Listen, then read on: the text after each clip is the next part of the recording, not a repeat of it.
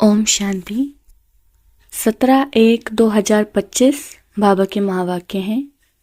बाबा कहते हैं, मीठे बच्चे, तुम भारत के मोस्ट वैल्यूएबल सर्वेंट हो।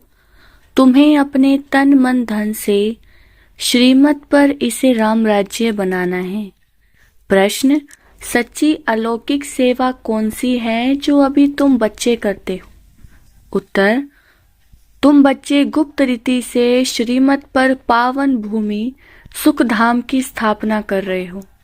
यही भारत की सच्ची अलौकिक सेवा है। तुम बेहद बाप की श्रीमत पर सबको रावण की जेल से छुड़ा रहे हो। इसके लिए तुम पावन बनकर दूसरों को पावन बनाते हो।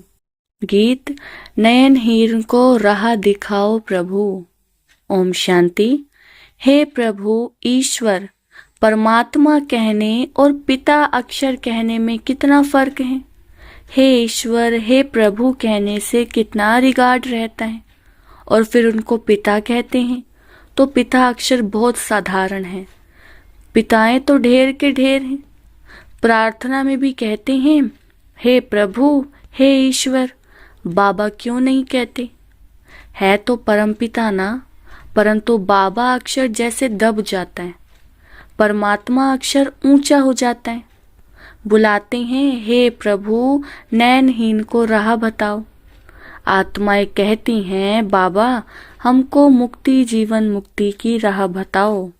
प्रभु अक्षर कितना बड़ा है, पिता अक्षर हल्का है। या तुम जानते हो, बाप आकर समझाते हैं लौकिक रीति से तो पिताएं बहुत हैं। बुलाते भी हैं तुम मात पिता, हम बालक तेरे। कितना साधारण अक्षर है। ईश्वर व प्रभु कहने से समझते हैं वे क्या नहीं कर सकते। अभी तुम बच्चे जानते हो बाप आया हुआ है। बाप रास्ता बहुत ही ऊंच सहज बतलाते हैं। बाप कहते हैं, मेरे बच्चे, तुम रावण की मत पर काम चिता पर चढ़ भस्मीभूत हो गए हो।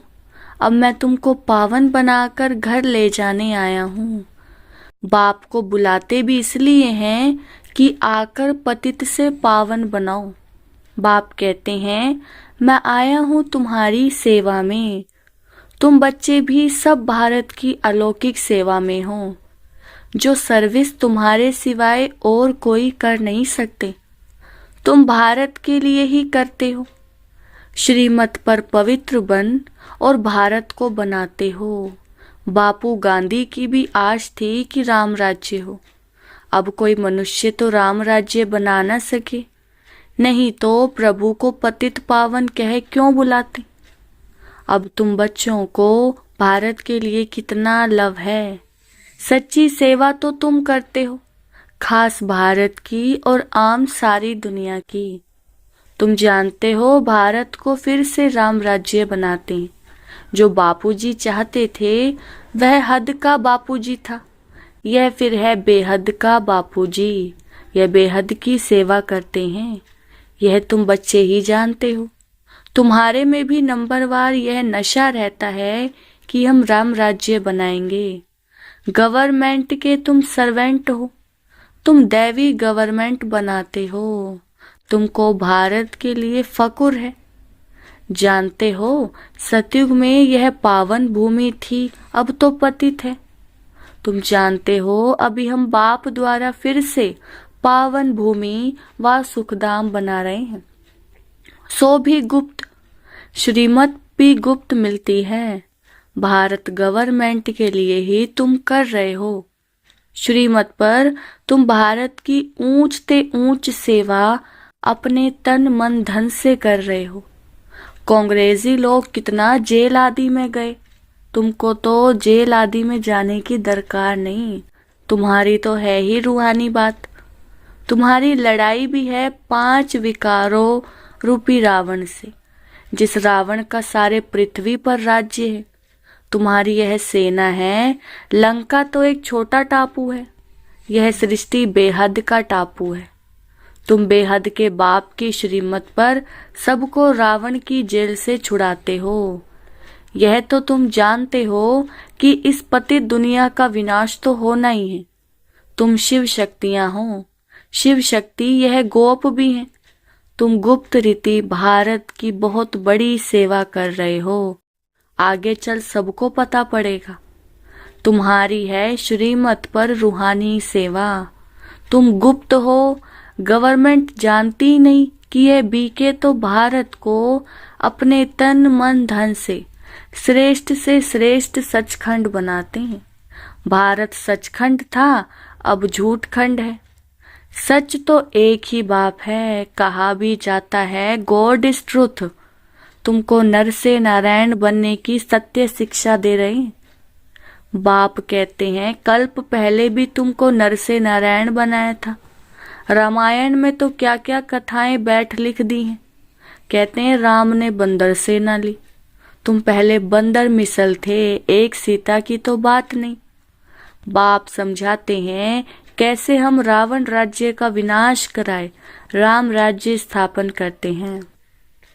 इसमें कोई तकलीफ की बात नहीं। वह तो कितना खर्चा करते हैं, रावण का भूत बनाकर फिर उसको जलाते हैं। समझते कुछ भी नहीं। बड़े बड़े लोग सब जाते हैं, फॉरेनर्स को भी दिखाते हैं, समझते कुछ नहीं। अभी बाप समझाते हैं तो तुम बच्चों को दिल में उमंग है कि हम भारत की सच्ची रूहानी सेवा कर रहे हैं। बाकी सारी दुनिया रावण की मत पर है, तुम हो राम की श्रीमत पर। राम कहो शिव कहो, नाम तो बहुत रख दिए हैं। तुम बच्चे भारत के मोस्ट वैल्यूएबल सर्वेंट हो श्रीमत पर। कहते भी हैं हे पतित पावन आकर पावन बनाओ। तुम जानते हो सत्युग में हमको कितना सुख मिलता है, कारून का खजाना मिलता है।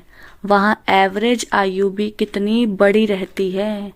वे हैं योगी, यहाँ है सब भोगी। वह पावन, यह पतित, कितना रात दिन का फर्क है। श्री कृष्ण को भी योगी कहते हैं, महात्मा भी कहते हैं, परंतु वह तो सच्चा महात्मा है। उनकी तो महिमा गाई जाती है। सर्वगुण संपन्न, 16 कला संपूर्ण, आत्मा और शरीर दोनों पवित्र हैं। सन्यासी तो गृहस्थियों के पास विकार से जन्म ले फिर सन्यासी बनते हैं। यह बातें अभी तुमको बाप समझाते हैं। इस समय मनुष्य तो है अनराइटियस, अनहैप्पी। सत्युग में कैसे थे? रिलीजियस राइटियस थे, 100% साल्वेंट थे, एवर हैप्पी रहते थे। रात दिन का फर्क है, यह एक्यूरेट तुम ही जानते हो। ये किसको पता थोड़े ही पड़ता है कि भारत हेवन से हेल कैसे बना है। लक्ष्मी नारायण की पूजा करते हैं, मंदिर बनाते हैं, समझते कुछ भी नहीं। बाप समझाते रहते हैं, अच्छे अच्छे पोजीशन वाले जो हैं बिड़ला को भी समझा सकते हो। इन लक्ष्मी नारायण ने यह पद कैसे पाया, क्या किया जो इन्हों के मंदिर बनाए हैं। बिगर ऑक्यूपेशन जाने पूजा करना भी तो पत्थर पूजा अथवा गुड़ियों की पूजा हो गई। और धर्म वाले तो जानते हैं क्राइस्ट फलाने समय पर आया फिर आएगा। तो तुम बच्चों को कितना रूहानी गुप्त फकुर होना चाहिए, रूह को खुशी होनी चाहिए। आधा कल्प देह अभिमानी बने हो, अब बाप कहते हैं अशरीरी बनो, अपने को आत्मा समझो। हमारी आत्मा बाप से सुन रही है और सत्संगों में कभी ऐसा नहीं समझेंगे। यह रूहानी बाप रूहों को बैठ समझाते हैं। रूह ही सब कुछ सुनती है ना। आत्मा कहती है मैं प्राइम मिनिस्टर हूँ, फलाना हूँ। आत्मा ने शरीर द्वारा कहा कि मैं प्राइम मिनिस्टर हूँ। अभी तुम कहते हो हम आत्मा पुरुषार्थ कर स्वर्ग का देवी देवता बन रही हूँ। अहम आत्मा मम शरीर है। देही अभिमानी बनने में बड़ी मेहनत लगती है। घड़ी घड़ी अपने को आत्मा समझ बाप को याद करते रहो तो विक्रम विनाश हो जाएं। तुम मोस्ट ओबीडियंट सर्वेंट हो, कर्तव्य करते हो गुप्त रीति से, तो नशा भी गुप्त चाहिए। हम गवर्नमेंट के रूहानी सर्वेंट हैं, भारत को स्वर्ग बनाते हैं। बापूजी भी चाहता था नई दुनिया में नया भारत हो, नई दिल्ली हो। अभी नई दुनिया तो है नहीं, ये पुरानी दिल्ली कब्रिस्तान बनती है, फिर परिस्तान बनना है। अभी इनको परिस्तान थोड़ी ही कहेंगे। नई दुनिया में परिस्तान, नई दिल्ली तुम बना रहे हो। यह बड़ी समझने की बातें हैं, यह बातें भूलनी नहीं चाहिए। भारत को फिर से सुखधाम बनाना कितना ऊंच कार्य है। ड्रामा प्लान अनुसार सृष्टि पुरानी होती ही है। दुखधाम है ना, दुख हरता सुख करता एक बाप को ही कहा जाता है। तुम जानते हो बाप 5000 वर्ष बाद आकर दुखी भारत को सुखी बनाते हैं, सुख भी देते हैं, शांति भी देते हैं।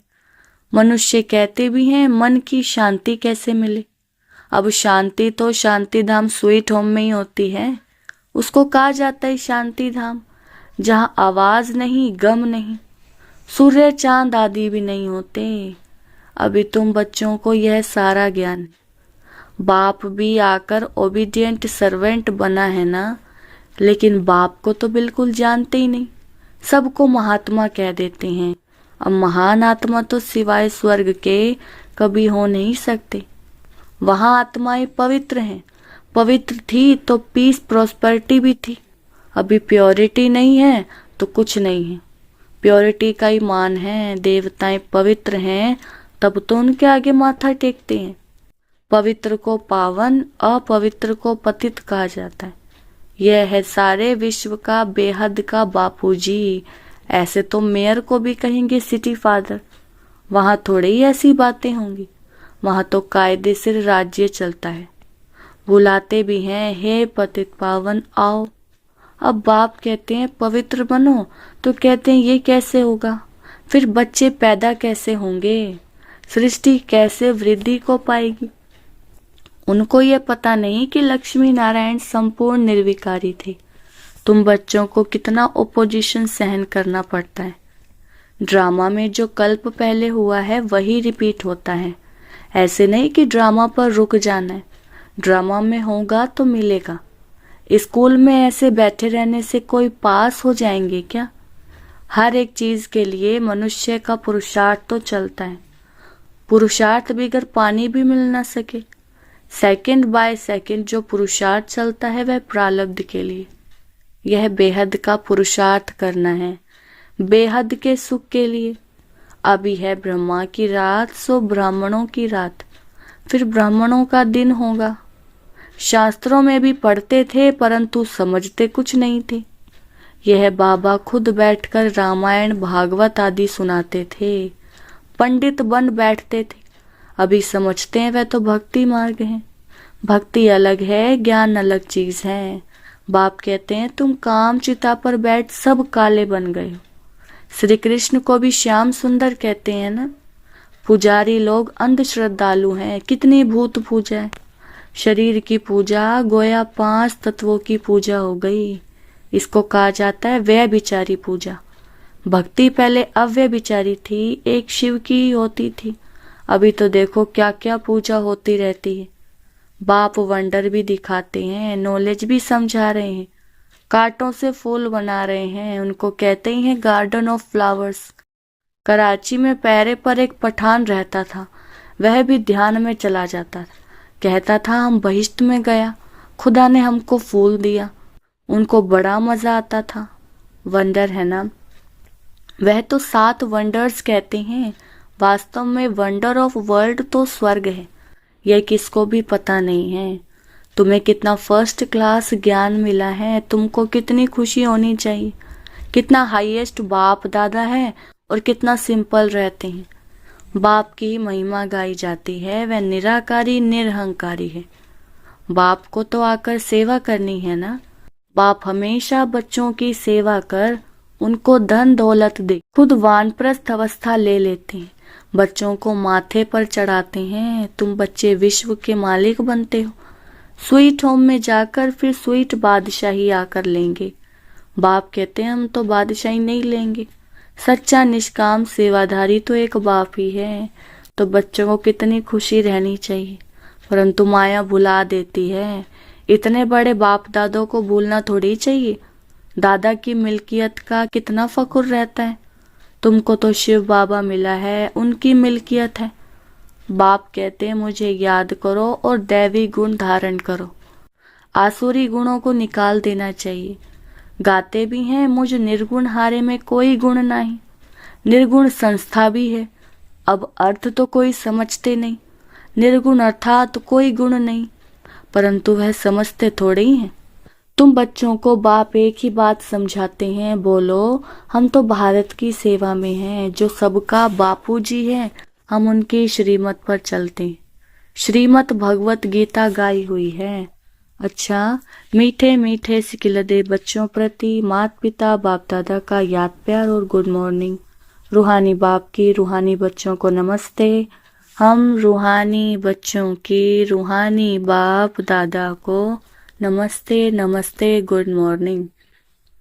धारणा के लिए मुख्य सार। फर्स्ट पॉइंट है, जैसे हाईएस्ट बाप दादा सिंपल रहते हैं, ऐसे बहुत बहुत सिंपल, निराकारी और निरहंकारी बनकर रहना है। बाप द्वारा जो फर्स्ट क्लास ज्ञान मिला है उसका चिंतन करना है। दूसरा, ड्रामा जो हूबहू रिपीट हो रहा है, इसमें बेहद का पुरुषार्थ कर बेहद सुख की प्राप्ति करनी है। कभी ड्रामा कहकर रुक नहीं जाना है, प्रारब्ध के लिए पुरुषार्थ जरूर करना है। वरदान, अव्यक्त स्वरूप की साधना द्वारा पावरफुल वायुमंडल बनाने वाले अव्यक्त फरिश्ता भव। विस्तार, वायुमंडल को पावरफुल बनाने का साधन है अपने अव्यक्त स्वरूप की साधना।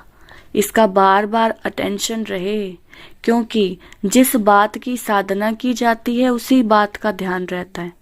तो अव्यक्त स्वरूप की साधना अर्थात बार बार अटेंशन की तपस्या चाहिए।